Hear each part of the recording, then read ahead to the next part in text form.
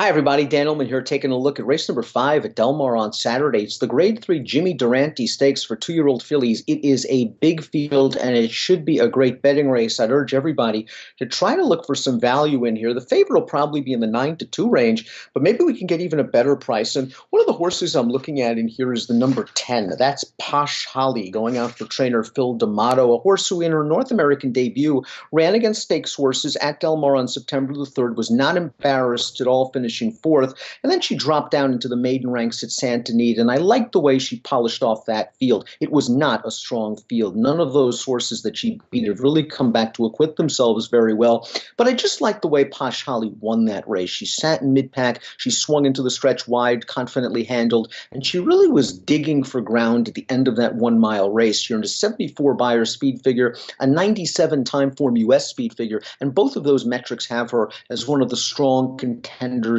in this race. I really trust Phil D'Amato in placing his horses off maiden wins. He usually finds good spots for them, and Posh Holly finds a field that should be full of speed, and she does not need the lead. A 2-year-old filly that likes to come from slightly off of it. I think stepping off the maiden win, a price like 8-1 might be fair on Posh Holly. Yes, she had a good trip last time out, but she might get a good setup this time around with the expected pace on tap. Let's talk about some of the other contenders in this field, and we'll begin with the number 7, Thriving, who's making her first North American start for trainer Jeff Mullins, who of course has had success with European invaders like River Boyne in the past.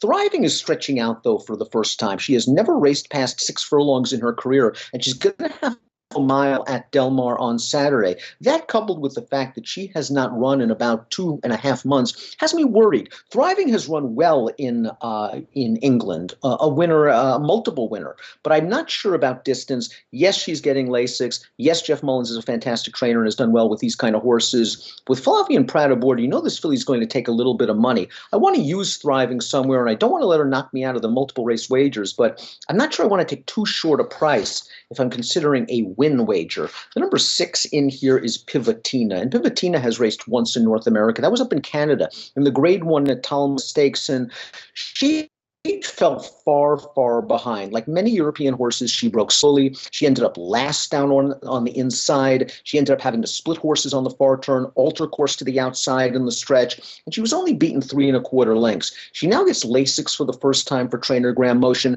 and it's good to see that she was able to at least rally into a fast pace. That was a fast pace in the Natalma. I think she gets a similar situation here, and I think she gets a little bit of class relief. If she can master the break, and hopefully Graham Motion's been working on her to get out of the gate a little bit better, she won't be so far back, but I think the kick is going to be there for the 6 Pivotina. I think she's a horse that you should consider. The number 11 Courteous is going to be on the pace. Now, she beat 3 next out winners in her turf debut going down the hill at about 6.5 furlongs, but I'd urge folks to watch that race. She showed good speed, and she was able to clear away from the field and kind of set an uncontested pace going into the turn. It looked like she was going to be confronted by a pace presser as they crossed the dirt patch, but like many inexperienced horses, they didn't know how to deal with the dirt patch, and that pace presser bolted all the way to the outside, leaving Courteous yet again all alone on the lead. She was still all out to win that race by a neck at 23-1. She faces other pace as she goes 2 turns for the first time. I believe this Midnight Loot filly has a lot of ability. I'm just not sure if the pace scenario really works to her advantage. I do think that those are 4 contenders to discuss and perhaps use in any kind of multiple race or single race exotics. Let's talk about some of the others, beginning with the number 1 Italia, a Spanish bred who ran in France in her career debut, and she won it at 35-1. Now, be forewarned that that race was limited to all first-time starters, so we're really not sure what we were getting in that race, and Italia did win at 35-1. It's nice to see Mike Smith pick up the mount. We'll see what we get from Italia. I want to see one as she races in North America for the first time. The 2 is Laker Ball, who has just been a revelation since being switched to turf and stretched out around 2 turns by trainer Doug O'Neill. Now, she just found the easiest spot in the world last time out, the Pike Place Dancer Stakes. She was even money against a field of overmatched horses, and she couldn't have won any easier. I think a good trip is coming for her, mid-pack while saving ground. This, I think, to me, is a step up in class, though, for Laker Ball, and she's going to have to prove that she can can handle it. The 3 Elsa might be a little bit dirtied up coming into this race. I believe she's 20-1 on the morning line, and she's worth a look at that price to be sure. Last time out in the Salima, she just caught a very boggy, yielding turf course. A lot of horses did not handle it, one of those horses being Elsa. That race has produced a couple of next out winners on dirt with buyers of 63 and 75. Elsa ran well on firm turf in her first 2 career starts, one at Laurel, one at Saratoga. Stretching out shouldn't be a problem, as she's a daughter of Kentucky Derby winner Animal Kingdom. She's just going to have to run a little bit faster on the buyer speed figure scale, but also a little bit interesting. Monette finished second to the Matron last time out at Belmont, going 6 furlongs. Now talk about an electric pace.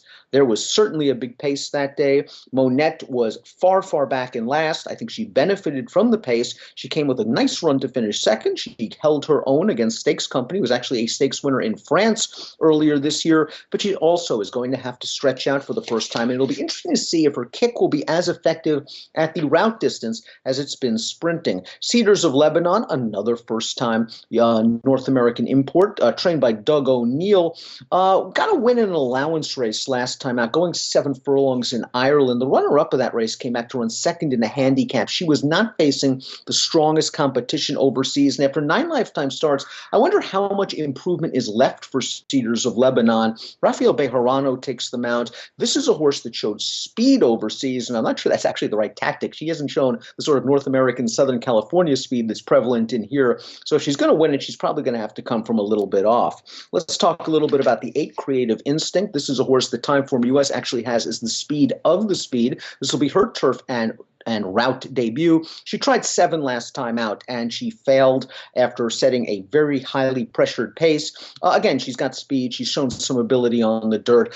Not a lot of turf in the pedigree, though, to recommend her as she tries the surface for the first time. The 9 Cookie Gal beat Calbreds for Peter Miller in her career debut. The third-place finisher came back to graduate against a similar group, but only with a 59 buyer speed figure. She needs a buyer boost. Velvet Queen won her career debut, going 6.5 down the hill, showing high early speed. Another one by Animal Kingdom that should appreciate the extra added distance. Now she's going to have to prove that she can sit off a horse and finish, and she'll have to improve a little bit off that buyer speed figure as well. Discreet Diva needed a drop into a $50,000 maiden cellar in order to win her maiden. She did so very impressively, but that was a very weak field that she beat, and has to deal with a difficult outside post position. This is a wide open race. It's a fun race. It's a spread race for me in multiple race wagers. I want to give Posh Holly a little bit of a look, stepping up in class, thinking she's going to get the proper pace scenario. Of the Europeans, I believe the 7 Thriving might be the best. I want to use her. I think Pivotina will be coming with a late run. She's the number 6. And the 11 Courteous, not sure if she's going to be able to deal with this pace scenario. But again, she did beat those 3 next out winners last time out. She was helped by